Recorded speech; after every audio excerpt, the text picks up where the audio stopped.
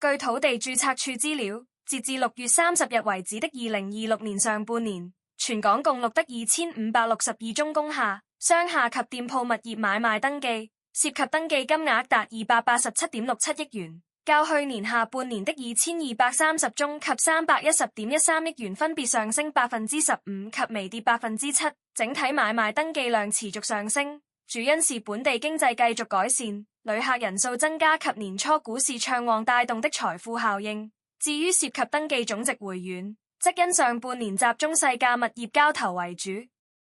今年上半年2562宗的工商鋪物業買賣登記，除反覆靠穩外，更創近8個半年度新高，亦為連續3期均處2000宗以上的高位向好，反映工商鋪市道仍在持續復甦。